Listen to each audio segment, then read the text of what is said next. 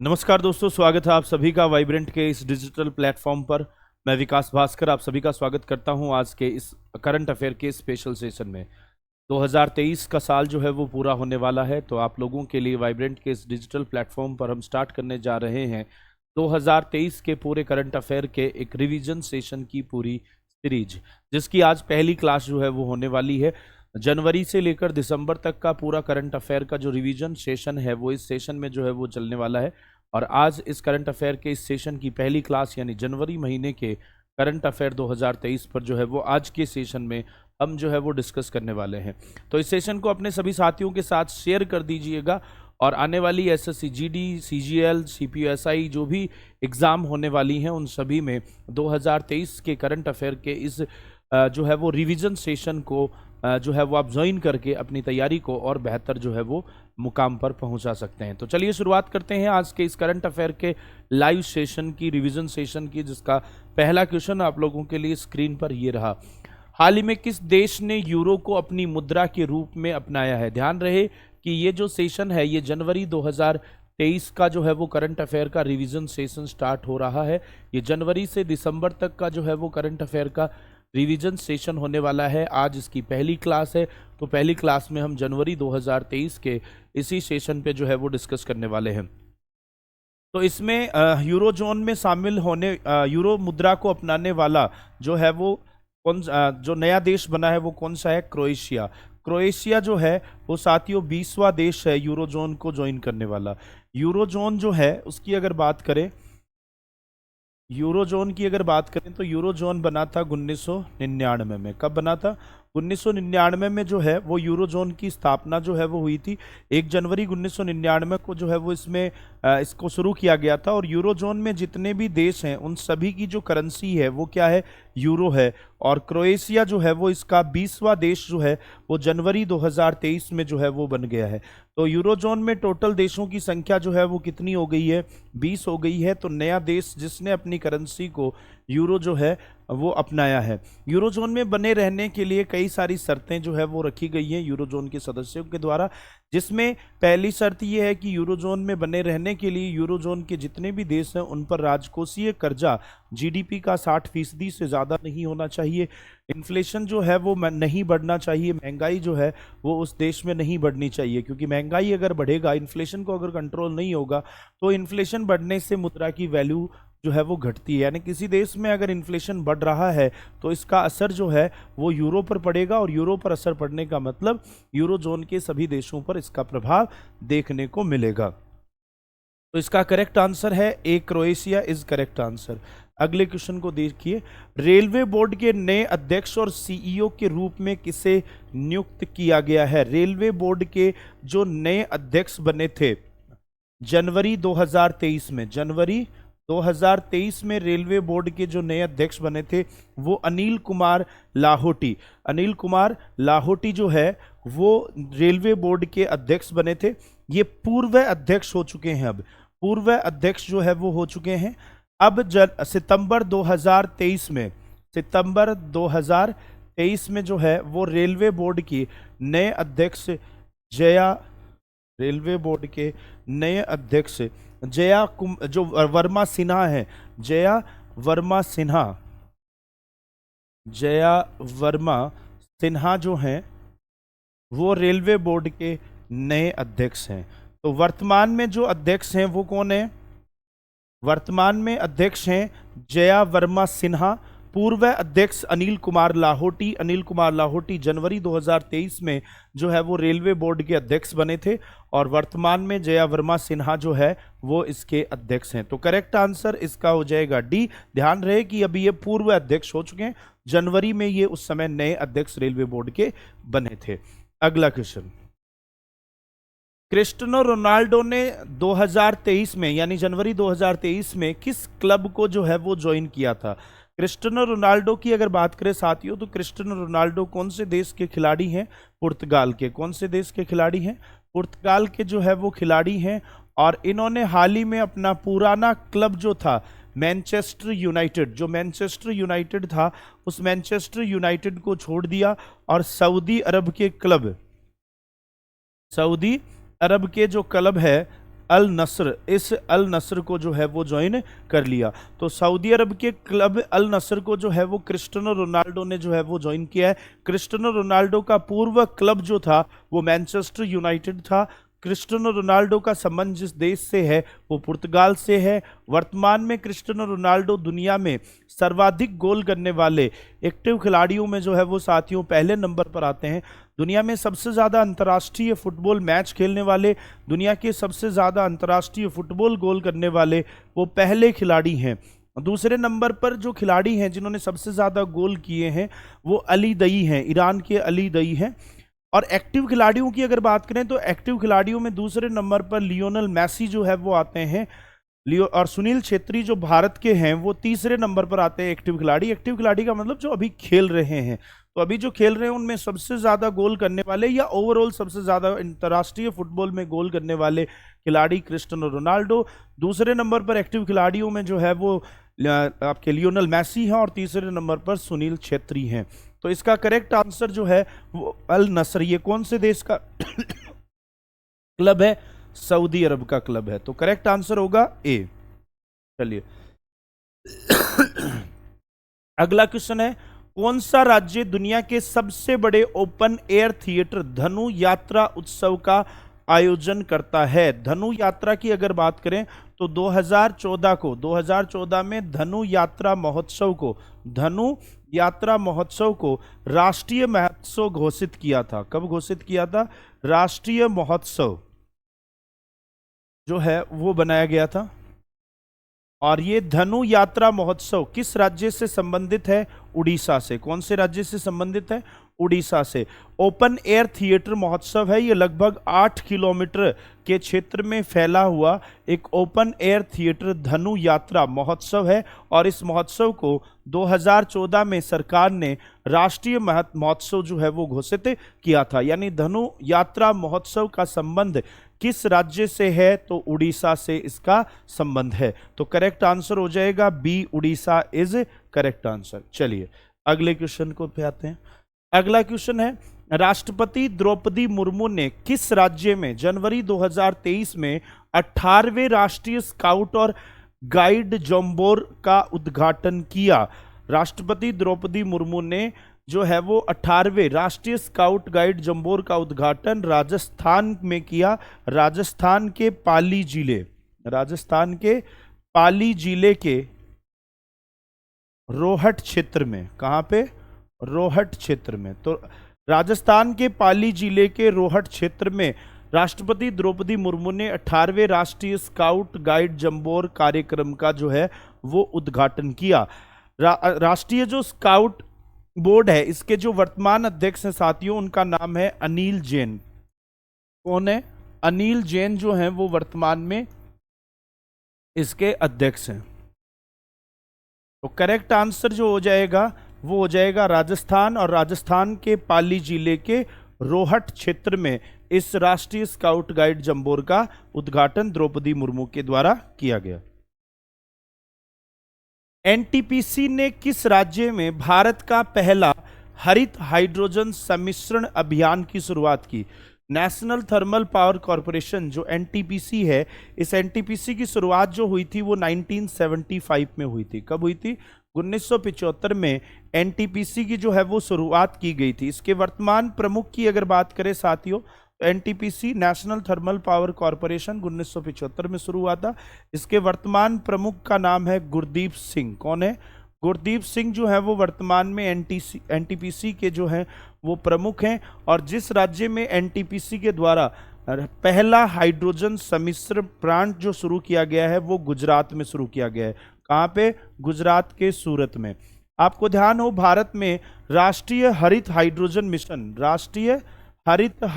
Mission की जो शुरुआत है वो राष्ट्रीय हरित हाइड्रोजन मिशन की शुरुआत सरकार की तरफ से 2021 में की गई थी। 2021 में सरकार ने नेशनल ग्रीन हाइड्रोजन मिशन जो है वो शुरू किया था। और इसका में टारगेट रखा है कि 2030 तक सरकार ने 5 million metric ton liquid hydrogen उत्पादन का लक्ष्य रखा है। ये सरकार की जो पहल है कि 2047 तक भारत को ऊर्जा के क्षेत्र में आत्मनिर्भर बनाना, उसी दिशा में राष्ट्रीय हाइड्रोजन मिशन भी सरकार की उसी परियोजना का एक हिस्सा है। और इसमें सरकार ने जो है वो रिन्यूएबल एनर्जी को बढ़ावा देना, इलेक्ट्रिक व्हीकल्स को बढ़ावा देना, ताकि जो फ्यूल रिक्वायरमेंट है पेट्रोलियम प्रोडक्ट्स की वो कम हो सके और हम ऊर्जा के क्षेत्र में आत्मनिर्भर बन सकें। तो उसी दिशा में सरकार के द्वारा उठाया गया एक कदम है और इस मिशन की शुरुआत राष्ट्रीय हरित हाइड्रोजन मिशन 2021 में शुरू हुआ था। और एनटीपीसी की अगर बात करें साथियों, तो एनटीपीसी वर्तमान में महारत्न कंपनियों के अंतर्गत शामिल की जाती है। कौन सी कंपनियों में आती है? महारत्न कंपनियां। वर्तमान में देश में महारत्न कंपनियों की संख्या जो है वो कितनी है? 13 है। महारत्न उद्योग जो हैं वो कितने देश में? 13 जो है वो महारत्न उद्योग हैं।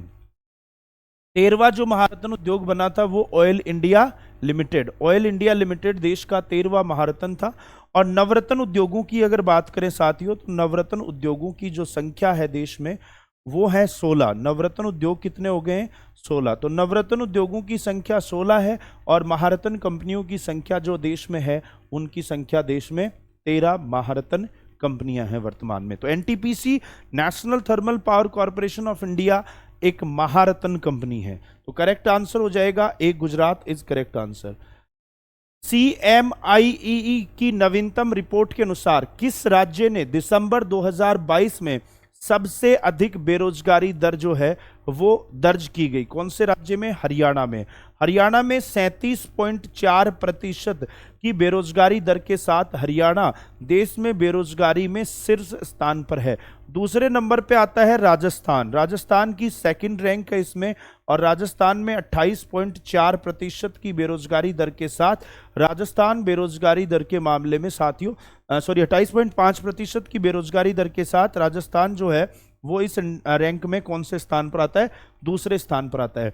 बेरोजगारी का मतलब है कि कार्य करने के योग्य व्यक्ति व कार्य करने के इच्छुक व्यक्ति को यदि कार्य नहीं मिलता है तो उसे बेरोजगारी की श्रेणी में शामिल किया जाता है। यानी कार्य करने की योग्यता ही केवल इसका आधार नहीं है, बल्कि कार्य करने का इच्छुक व्यक्ति, भले ही उसके पास स्किल नहीं है या योग्यता नहीं है, लेकिन काम करने की इच्छा यदि वो भी रखता है तो उसे बेरोजगारी की श्रेणी में शामिल किया जाता है। पहले तो इसकी एक संस्था थी जो इसका आकलन किया करती थी, जिसका नाम था NSSO, national sample survey organisation, राष्ट्रीय नमूना सर्वेक्षण संस्थान, जो CSO की एक सपोर्टिंग इंस्टीट्यूशन के रूप में काम करती थी। लेकिन अब सरकार ने CSO का नाम बदलकर जो है वो क्या कर दिया है? NSO, नेशनल स्टैटिस्टिकल ऑफिस, राष्ट्रीय सांख्यिकी कार्यालय जो है वो इसका नाम रख दिया है। तो NSSO को बंद कर दिया गया, यानी बेरोजगारी का आकलन करने वाली जो संस्था थी उसे सरकार के द्वारा बंद कर दिया गया। ये रिपोर्ट CMIE के द्वारा जो है वो जारी की गई है, जिसके अनुसार बड़े राज्यों में हरियाणा जो है वो सर्वाधिक बेरोजगारी दर वाला राज्य है। तो इसका करेक्ट आंसर हो जाएगा B, Haryana is correct answer. चलिए जी अगले क्वेश्चन पे आइए। अगला क्वेश्चन है 17वां प्रवासी भारतीय दिवस किस शहर में आयोजित किया गया? 17वां प्रवासी भारतीय दिवस जो है वो 8 से 10 दिसंबर को जो है वो 8 से 10 जनवरी को जो है वो आयोजित किया गया। 8 से 10 जनवरी को जो है वो इसका आयोजन किया गया। प्रवासी भारतीय दिवस की अगर बात की जाए साथियों, तो प्रवासी भारतीय दिवस हर साल कब मनाया जाता है? 9 जनवरी को मनाया जाता है। प्रवासी भारतीय दिवस जो है, प्रवासी भारतीय दिवस हर साल 9 जनवरी को मनाया जाता है। क्योंकि 9 जनवरी को ही ये दिवस क्यों मनाया जाता है? इसका कारण है कि 9 जनवरी 1915 को महात्मा गांधी अपनी साउथ अफ्रीका की यात्रा से भारत लौटे थे, इसलिए हर साल 9 जनवरी को प्रवासी भारतीय दिवस मनाया जाता है। साल 2023 में प्रवासी भारतीय दिवस जो है वो 8 से 10 जनवरी 2023 को इसका आयोजन कहाँ किया गया? इंदौर मध्य प्रदेश में किया गया। कहाँ पर किया गया? इंदौर मध्य प्रदेश में प्रवासी भारतीय दिवस मनाया गया। तो करेक्ट आंसर हो जाएगा ए, इंदौर इज करेक्ट आंसर। चलिए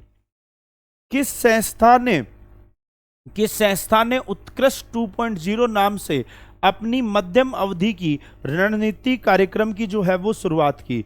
तो उत्कृष्ट 2.0 नाम से अपनी मध्यम अवधि की रणनीति की रूपरेखा की शुरुआत किसके द्वारा की गई? RBI के द्वारा। RBI साथियों देश का केंद्रीय बैंक है और इसकी शुरुआत हुई थी 1 अप्रैल 1935 को, 1 अप्रैल 1935 को आरबीआई को शुरू किया गया था। रिजर्व बैंकिंग अधिनियम 1934 यानी आरबीआई एक्ट 1934 के तहत इसकी शुरुआत हुई थी।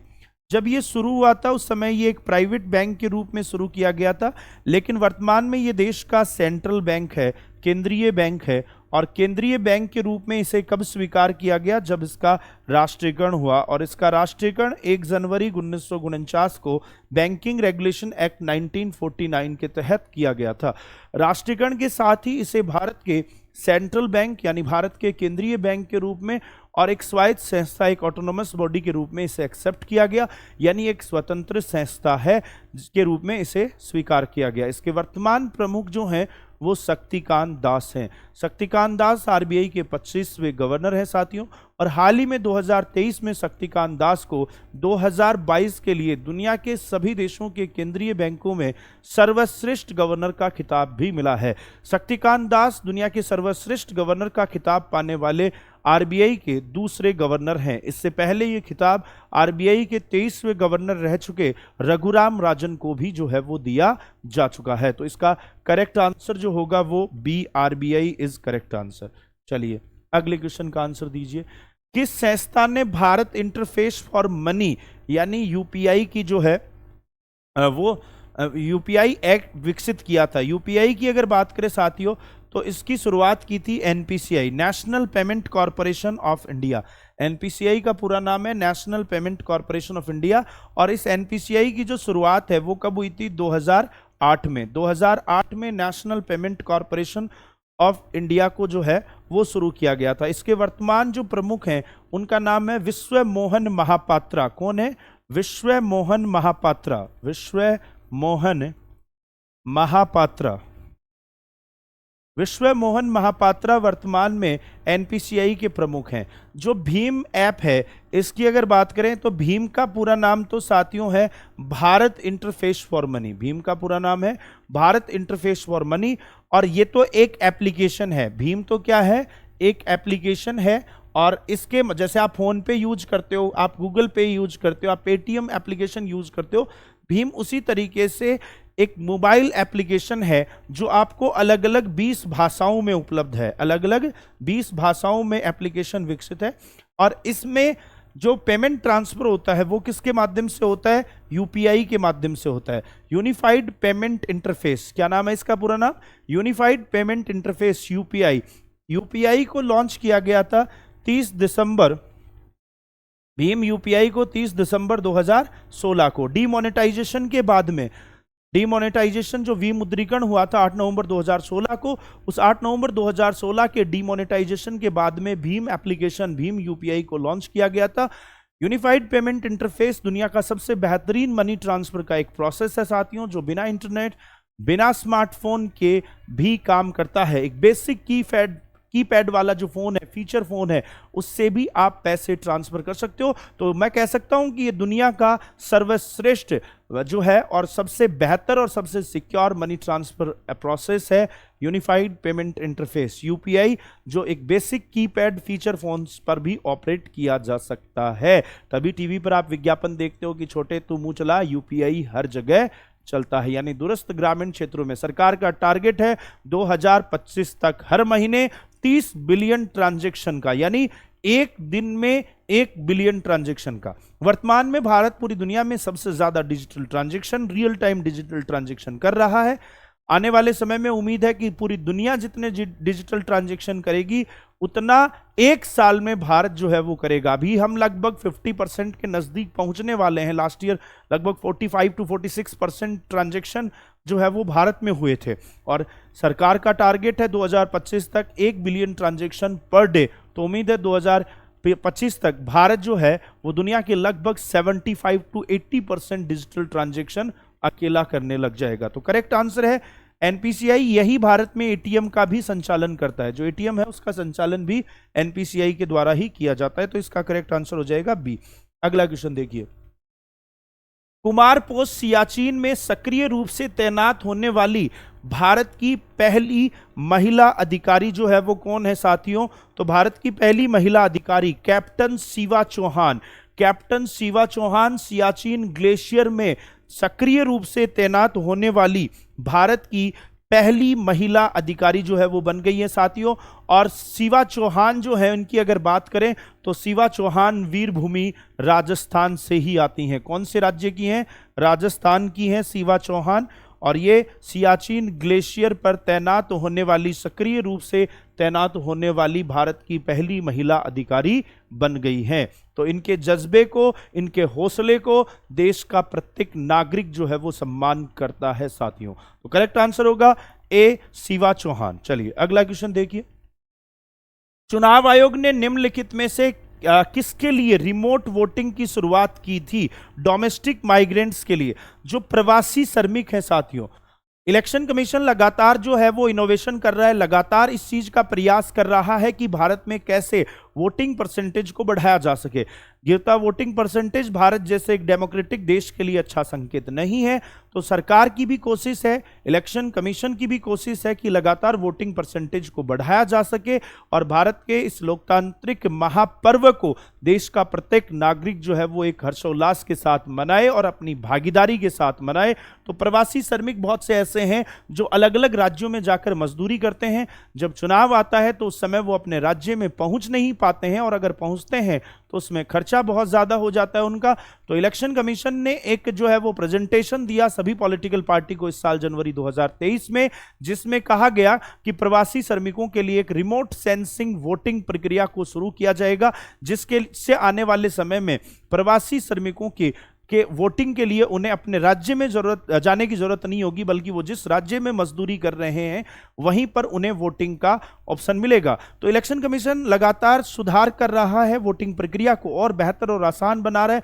जैसे हाल ही में 5 राज्यों में आयोजित जो चुनाव हुए, राजस्थान भी उसमें शामिल था, उसमें पोस्टल बैलेट की सुविधा वरिष्ठ नागरिक, अति वरिष्ठ नागरिकों के साथ साथ दिव्यांग लोगों को भी पोस्टल बैलेट की सुविधा, डाक मतपत्र जो है उनकी सुविधा घर पे ही दी गई थी, जिससे राजस्थान में भी काफी बेहतर मतदान ग्रामीण क्षेत्रों में पोस्टल बैलेट के माध्यम से भी लोगों ने किया। तो इलेक्शन कमीशन, निर्वाचन आयोग की अगर बात करें साथियों, तो ये भारत में एक संवैधानिक संस्था है चुनाव आयोग। इसकी शुरुआत 25 जनवरी 1950 को हुई थी। और इलेक्शन कमीशन की अगर बात करें तो इलेक्शन कमीशन जो है इसकी शुरुआत 25 जनवरी 1950 को हुई। इसीलिए हर साल 25 जनवरी को कौन सा दिवस मनाया जाता है? राष्ट्रीय मतदाता दिवस मनाया जाता है। कौन सा? राष्ट्रीय मतदाता दिवस हर साल 25 जनवरी को इलेक्शन कमीशन के स्थापना दिवस के दिन ही मनाया जाता है। इलेक्शन कमीशन संवैधानिक संस्था है जिसका उल्लेख संविधान के अनुच्छेद 324 में जो है वो किया गया है। कौन से अनुच्छेद में? 324 में जो है वो किया गया है। इलेक्शन कमीशन में वर्तमान में जो है वो मुख्य चुनाव आयुक्त जो है साथियों, मुख्य चुनाव आयुक्त जो हैं वो कौन है? राजीव कुमार। कौन है? राजीव कुमार वर्तमान में मुख्य चुनाव आयुक्त हैं। राजीव कुमार वर्तमान में मुख्य चुनाव आयुक्त हैं। 3 स्तरीय, 1989 में पहली बार इसे 3 स्तरीय बनाया गया, लेकिन बाद में 1990 में इसे वापस 1 स्तरीय कर दिया, और 1993 से ये 3 स्तरीय जो है वो इलेक्शन कमीशन है। इसमें मुख्य चुनाव आयुक्त के अलावा 2 चुनाव आयुक्त और होते हैं। कौन होते हैं? 2 चुनाव आयुक्त जो है वो और होते हैं। और वर्तमान में जो 2 चुनाव आयुक्त हैं उनमें एक का नाम है अनूप चंद पांडे। कौन है? अनूप चंद पांडे जो हैं वो वर्तमान में चुनाव आयुक्त हैं। और दूसरे का नाम है अरुण गोयल। कौन है? अरुण गोयल। अरुण गोयल और अनूप चंद पांडे जो हैं वो वर्तमान में क्या है? चुनाव आयुक्त हैं। तो डोमेस्टिक जो माइग्रेंट्स हैं, प्रवासी जो श्रमिक हैं, उन प्रवासी श्रमिकों के लिए इलेक्शन कमीशन की एक नया इनिशिएटिव जो है वो रिमोट सेंसिंग वोटिंग, इस साल इलेक्शन कमीशन ने सभी पॉलिटिकल पार्टियों के सामने इसका प्रेजेंटेशन दिया था। तो करेक्ट आंसर होगा डी। चलिए अगले क्वेश्चन का आंसर दीजिए। निम्नलिखित में से किस वर्ष को बाजरा के अंतर्राष्ट्रीय वर्ष के रूप में घोषित किया है? यूनाइटेड नेशन ने 2023 को बाजरा वर्ष के रूप में मनाने का फैसला लिया। भारत के प्रयास पर यूनाइटेड नेशन के द्वारा 2023 को बाजरा वर्ष के रूप में बनाया गया। भारत में पूरी दुनिया का सबसे ज्यादा बाजरे का उत्पादन होता है। पूरी दुनिया का लगभग 41% बाजरे का उत्पादन भारत में होता है। प्रधानमंत्री नरेंद्र मोदी ने कहा कि भारत सहित दुनिया के कई देश ऐसे हैं जहां पे बाजरे का उत्पादन होता है। भविष्य में हमारी फूड नीड को पूरा करने के लिए और लगातार नेचुरल वाटर रिसोर्सेज जो गिर रहे हैं उनको ध्यान में रखते हुए बाजरा एक बेहतर फसल के रूप में जो है वो विकल्प बन सकता है, क्योंकि बाजरे की पैदावार में पानी की भी मात्रा जो है वो बहुत ज़्यादा नहीं चाहिए। तो इससे हमारे जो वाटर रिजर्व है उस पर भी इतना ज़्यादा असर नहीं पड़ेगा। दूसरा, बाजरा खाने के लिहाज से भी काफ़ी पौष्टिक जो है वो अनाज है साथियों। सरकार ने इस बजट में जो है वो हैदराबाद में इंडियन इंस्टीट्यूट ऑफ श्री अन्न संस्था मिलेट्स प्रोडक्शन को बढ़ाने के लिए हैदराबाद में इंडियन इंस्टीट्यूट ऑफ जो है वो श्री अन्न संस्था को जो है वो शुरू किया है। पहले वाले लोग जो थे वो बिल्कुल बहुत अच्छा पौष्टिक आहार जो है वो खाते थे, तभी महाराजा सूरजमल जो है वो महाराणा प्रताप जैसे योद्धा जो है वो पैदा होते थे। 2 मन का भाला मैगी खाकर या बर्गर पिज्जा खाकर जो है वो नहीं उठता। ये वीर भूमि है, और राजस्थान में तो पूरी दुनिया में सबसे ज़्यादा या पूरे भारत में सबसे ज़्यादा जो है वो बाजरे का उत्पादन होता है। आजकल तो फास्ट फूड जनरेशन हो गई, 2 मन की जगह 1 मन उठाते हैं, वो भी बहुत बड़ी बात है। मन की जगह 4 किलो वजन भी जो उठा दें तो स्लिप डिस्क की प्रॉब्लम हो जाए उनमें, है ना। तो इसका करेक्ट आंसर होगा सी 2023।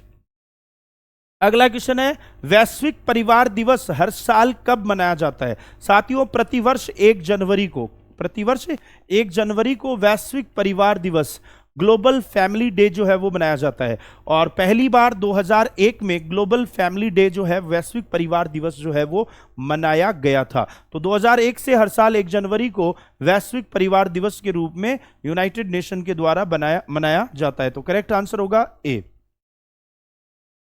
2021-22 में किस कंपनी ने लाभ कमाने वाले सार्वजनिक क्षेत्र के उद्यमों में शीर्ष स्थान जो है वो प्राप्त किया है? उसका करेक्ट आंसर होगा ONGC, oil and natural gas corporation. Oil and natural gas corporation की बात करें तो 14 अगस्त 1956 को इस oil and natural gas corporation की जो है वो शुरुआत हुई थी। अरुण कुमार सिंह जो है वो इसके वर्तमान में अध्यक्ष हैं। कौन है? अरुण कुमार सिंह जो हैं वो वर्तमान में अरुण कुमार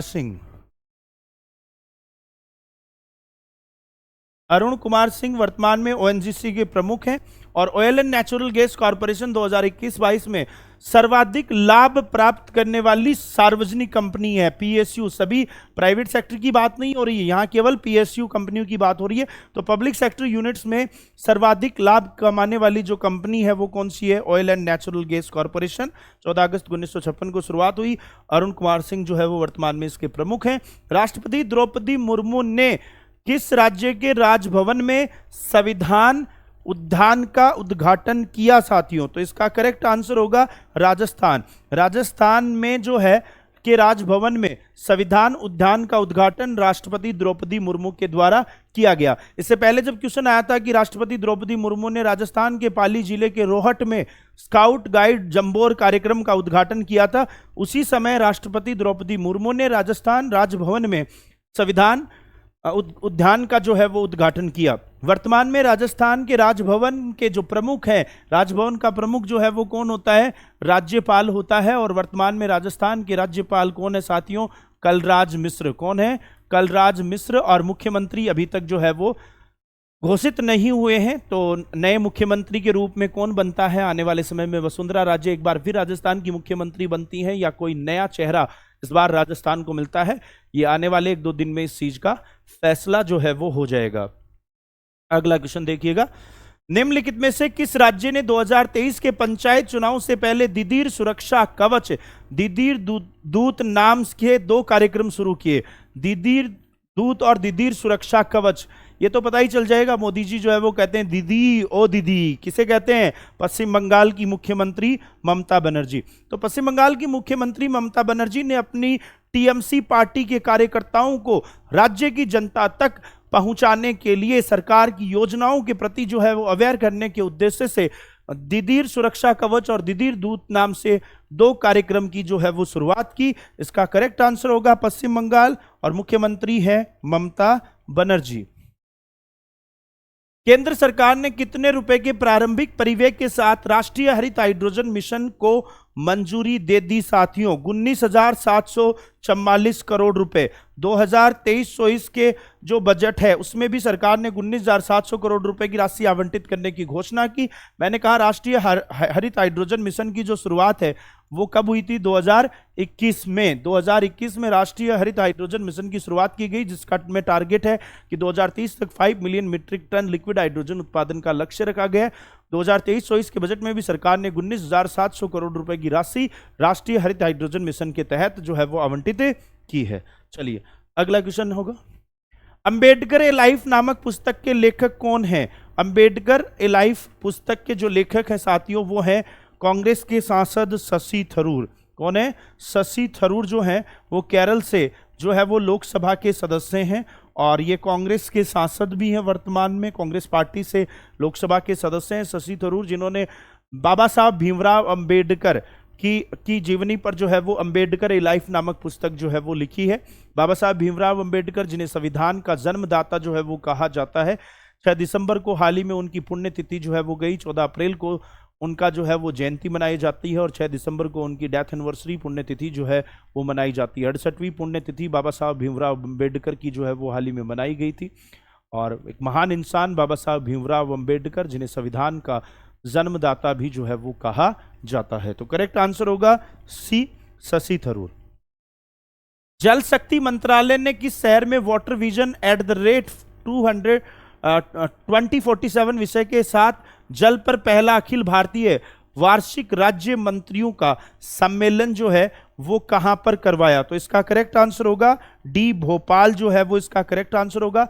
जल शक्ति मंत्रालय जो है वो सरकार ने जो है वो 2019 में साथियों शुरू किया था। वर्तमान में केंद्रीय जल शक्ति मंत्री गजेंद्र सिंह शेखावत हैं, जो जोधपुर राजस्थान से लोकसभा के सदस्य हैं। गजेंद्र सिंह शेखावत भी राजस्थान के मुख्यमंत्री के रूप में एक चेहरा है, वो मुख्यमंत्री बनते हैं तो नया जल शक्ति मंत्रालय जो है वो किसी और को दिया जा सकता है। लेकिन जल शक्ति मंत्रालय जो है वो 2019 में ही जो है वो बना था और इसका वाटर विजन 2047 विषय पर जल पर पहला अखिल भारतीय वार्षिक राज्य मंत्रियों का सम्मेलन भोपाल मध्य प्रदेश में जो है वो संपन्न किया गया। इसके मंत्री वर्तमान में है गजेंद्र सिंह शेखावत। चलिए, निम्नलिखित में से किसे भारत का 79वां ग्रैंड मास्टर जो है वो नामित किया गया? ये ध्यान रहे कि ये जनवरी 2023 तक का है। जनवरी 2023 तक भारत के जो है वो ग्रैंड मास्टर जो है 79वें, वो जो है वो किसे नॉमिनेट किया गया था?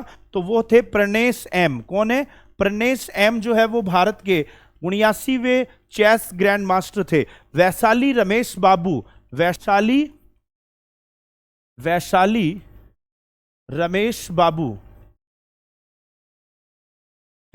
रमेश बाबू जो है वो भारत की 84वीं चेस ग्रैंड मास्टर हैं। कौन सी बन गई हैं? 84वीं चेस ग्रैंड मास्टर जो है वो बन गई हैं दिसंबर 2023 तक। तो अब तक भारत में कितने चेस ग्रैंड मास्टर हो गए?